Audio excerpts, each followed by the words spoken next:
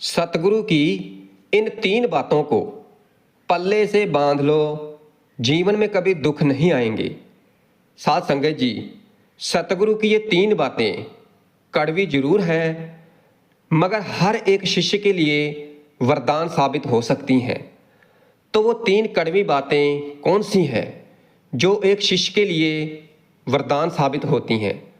तो आइए जानते हैं।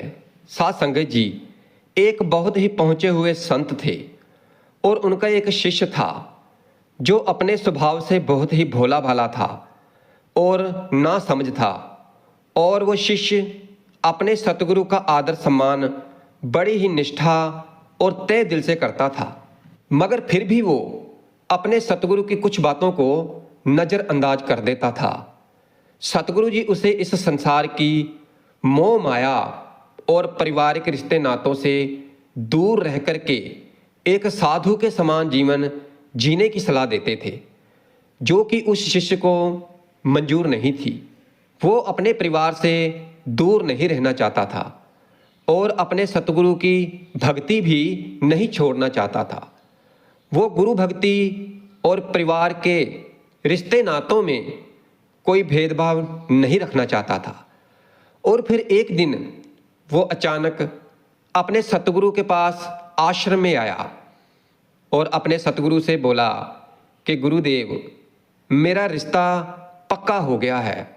और फिर सतगुरु जी ये बात सुनते ही शौक में डूब गए और कहने लगे कि बेटा, तेरा रिश्ता हो गया है और अब तू मेरी तरफ से गया। वो शिष्य अपने स्वभाव के कारण भोला भाला था ही और ना समझ था, और वो अपनी सतगुरु की इस बात का अर्थ नहीं समझ पाया, मगर इतना जरूर समझ गया कि सतगुरु मेरे रिश्ते से खुश नहीं है। और फिर वो वहाँ से चला गया। और फिर कुछ दिनों के बाद वो दोबारा अपने सतगुरु के पास आया और कहने लगा, सतगुरु जी महाराज, मैं आपको अपनी शादी का निमंत्रण देने आया हूँ। और फिर सतगुरु ने फिर वैसा ही जवाब दिया कि बेटा, अब तू मेरे परिवार से भी गया। और उसने सतगुरु के इस कथन का भी कोई जवाब नहीं दिया। और कुछ दिनों के बाद वो फिर से अपने सतगुरु के पास आया और कहने लगा कि हे सतगुरु जी, मेरी शादी हो गई है और मेरी पत्नी भी घर आ गई है। और सतगुरु ने तीसरी बार भी बिल्कुल वैसा ही जवाब दिया कि बेटा, अब तो तू इस संसार से भी गया। अपने गुरु के मुख से ये ऐसी 3 बातें सुनकर वो थोड़ी नाराजगी से बोला कि हे गुरु जी, आप नहीं जानते, मेरे परिवार वाले मुझसे बहुत प्रेम करते हैं। उन्हें हमेशा मेरा फिक्र रहता है, हमेशा मेरी फिक्र लगी रहती है। और मुझे पत्नी भी बहुत प्रेम करने वाली मिली है। तो मुझे आप ही बताएं कि मैं इन बंधनों को तोड़ करके कैसे आऊं? फिर उसकी बात सुनकर गुरुजी बोले, तो क्या सच तुझे ऐसा लगता है कि तेरे परिवार वाले और तेरी नई पत्नी तुझसे इतना प्रेम करते हैं? वो बोला, जी हाँ, बिल्कुल गुरुजी, इसमें कोई शक नहीं। फिर गुरु ने कहा, चलो ठीक है, मैं तेरे परिवार वालों की एक परीक्षा लेना चाहता हूँ, जिससे ये सिद्ध हो जाएगा कि वो तुझे कितना प्रेम करते हैं। और हाँ, इसके लिए तुझे मेरा एक काम करना होगा। फिर शिष्य ने कहा कि गुरुदेव कहिए, क्या काम है? फिर गुरुजी ने अपने शिष्य के साथ मिलकर एक योजना बनाई, जिससे ये सिद्ध हो जाएगा कि सत्य क्या है। गुरुजी ने कहा, तू एक काम कर, तू आज घर जा और अचानक ही पेट दर्द का बहाना करके जमीन पर गिर जाना और जोर जोर से चिल्लाने लगना, ताकि तेरी आवाज़ सुनकर सभी वहाँ पर इकट्ठे हो जाएं। फिर तेरे घर वाले किसी वैद्य को बुलाएंगे। उसकी दवाई लेने के बाद तुझे यही कहना है कि मेरे पेट का दर्द बढ़ता जा रहा है, मेरे गुरुजी को बुला दो, वही मुझे ठीक कर सकते हैं, नहीं तो मैं मर जाऊंगा। और जैसे ही मैं पहुंचूं तू मरने का बहाना कर देना। और अपने गुरु की पूरी योजना सुनने के बाद शिष्य ने कहा, ठीक है गुरुजी, आज देखते हैं कि किसके वचन सत्य है। और फिर वो शिष्य अपने घर पहुंचा और अपने गुरु के कहे अनुसार पेट दर्द का बहाना करके जमीन पर एकदम से गिर गया। और फिर उसके घर वाले उसे ऐसी हालत में देखकर घबरा गए। उन्होंने जल्दी से वैद्य को बुलाया। घर वाले काफ़ी दुखी दिखाई दे रहे थे, जिसे देख कर के शिष्य थोड़ा मन ही मन खुश हो रहा था। मगर उसे तो अभी अपनी योजना को आगे बढ़ाना था। वो बोला कि मुझे दवाइयों से कोई फ़ायदा नहीं हो रहा है, कृपा करके जल्दी से मेरे गुरु को बुला करके लाओ, केवल वही मुझे ठीक कर सकते हैं, नहीं तो आज मैं मर जाऊंगा। फिर उसके बड़े भाई तुरंत भाग करके गुरुजी के पास पहुँचे, उन्हें सारी बात बताई और उन्हें अपने साथ घर ले आए। और फिर जैसे ही गुरुजी ने घर के अंदर कदम रखा, फिर उनके कहे अनुसार शिष्य ने बहाना करके दम तोड़ दिया। फिर गुरुजी उसका हाथ देखते हैं, उसका भगवे रंग के तौलिए से चेहरा ढक देते हैं और अपने निराश मन से कहते हैं कि आप लोगों ने मुझे बुलाने में थोड़ी देर कर दी, ये शिष्य अब नहीं रहा, इसकी मृत्यु हो गई है। फिर मरने की बात सुनते ही उसके घर वाले खूब जोर जोर से रोने लगे। पूरा परिवार शोक के सदमे में डूब गया। घर वालों को ऐसा रोता पीटता देखकर गुरुजी बोले, रुको, रो मत, मैं इसे फिर से जिंदा कर सकता हूँ। और गुरुजी की ये बात सुनकर सभी ने अपने आंसू पूंछे और कहने लगे कि गुरुजी फिर इंतजार मत करें, इसे जल्दी से जिंदा कर दीजिए। फिर गुरुजी बोले कि इसे जिंदा तो मैं कर दूंगा, मगर इसकी जगह पर किसी एक को मरना पड़ेगा, तभी ये जिंदा होगा। ये बताओ कि इसकी जगह पर मरेगा कौन, क्योंकि किसी एक को तो मरना ही होगा, फिर ही ये जीवित हो पाएगा। और फिर सभी घर वाले और भी चिंता में डूब गए। सभी एकदम से चुप हो गए।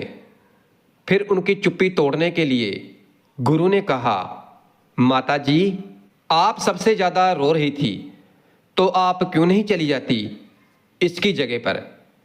फिर माता बोली कि गुरुजी, मैं चली तो जाती, मगर मेरे पति को रोटी कौन खिलाएगा। फिर गुरुजी शिष्य के पिता से कहते हैं, तो फिर पिताजी कहने लगे कि गुरुजी, मेरे बाद मेरी पत्नी का कौन है, ये किसके सहारे जिएगी। और फिर गुरुजी उस शिष्य की पत्नी से बोले कि बेटी, तू तो सबसे ज़्यादा रो रही थी, अपने आंसू भी नहीं रोक पा रही थी, तो तू क्यों नहीं चली जाती इसकी जगह। फिर वो पत्नी बोली, गुरुजी, मेरी अभी अभी नई नई शादी हुई है और अभी तो मेरी उम्र ही क्या है, तो भला मैं क्यों अपनी जान दे दूं, क्योंकि मेरी तो दूसरी शादी हो जाएगी। उन सभी की बात सुनकर के गुरुजी बोले कि तो चलो ठीक है, इनकी जगह पर मैं ही चला जाता हूँ। और फिर ये सुनकर सभी घर वाले खुश हो गए। घर वालों ने कहा, ठीक है गुरुजी, आपके तो आगे पीछे भी कोई नहीं है। गुरुजी बोले, ठीक है, मेरे लिए कुछ सामान लाओ, 1 किलो दूध, 3 बाजरे की रोटी, 1 पाव देसी घी। और फिर घर वालों ने सभी चीज़ें गुरुजी को लाकर दे दी। उन्होंने दूध में रोटियां भिगोई, उसमें घी डाला और बोले कि अब मैं इसे पीऊँगा और मेरे पीते ही मेरी आत्मा इस शिष्य के अंदर चली जाएगी। दूध, घी और रोटी तो एक बहाना था भोजन करने के लिए। जैसे ही गुरुजी ने उसे पी करके खत्म किया और फिर शिष्य का हाथ पकड़ करके बोले, खड़ा हो जा बेटा। क्योंकि शिष्य तो पहले से ही जिंदा था, मरने का तो केवल उसने एक बहाना किया था और वो जल्दी से खड़ा हो गया। उसके घर वाले उसे जीवित देख करके बड़े खुश हुए, मगर अपने परिवार की नकली खुशी देख करके शिष्य को बहुत ही ज़्यादा दुख हुआ। गुरुजी ने उसके चेहरे को देखा और बोले कि अब ये ठीक है और अब मैं यहाँ से जा रहा हूँ, क्योंकि अगर मैं यहाँ दम तोड़ दूंगा तो आप लोगों को बहुत परेशानी होगी, इसलिए मैं खुद ही यहाँ से शमशान घाट चला जाता हूँ। और फिर गुरुजी जैसे ही जाने के लिए आगे बढ़े तो फिर शिष्य ने दौड़कर उनके पांव पकड़ लिए और बोला कि कहाँ जा रहे हो गुरुजी? अपने इस भोले और ना समझ शिष्य को साथ लेकर नहीं जाओगे? और फिर इतना कह करके उस शिष्य को सारी बात समझ में आ गई कि यहाँ पर कोई किसी का नहीं होता, और फिर वह पूरी तरह से अपने सतगुरु की शरण में चला गया। उसने अपने परिवार में रहते हुए भी उस परमात्मा की भक्ति की, नाम की भजन बंदगी की, मगर अपने परिवार से मोह नहीं किया, उसमें उलझा नहीं, और वो ज़्यादातर अपने गुरु की शरण में ही रहता था और नाम का सिमरन भजन करता, दिन रात करता। और उस शिष्य ने अपना लोक परलोक दोनों ही सवार लिया था। तो साथ संगत जी, इस साखी को सुनाने का हमारा मतलब यही है कि इस संसार में कोई किसी का नहीं होता है, और जो हमारे रिश्ते नाते हैं तो ये सभी गर्जों के रिश्ते हैं।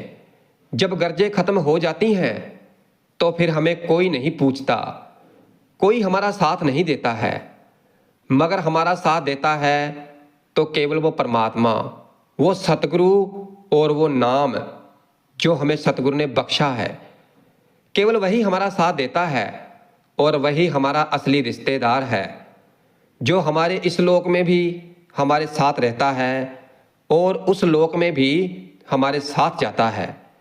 केवल वो सच्चा नाम। इसीलिए जो पूर्ण संत सतगुरु होते हैं तो हमें ये भी नहीं कहते कि आप अपने परिवार को छोड़कर जंगलों पहाड़ों में चले जाओ और वहाँ जाकर नाम की भक्ति करो।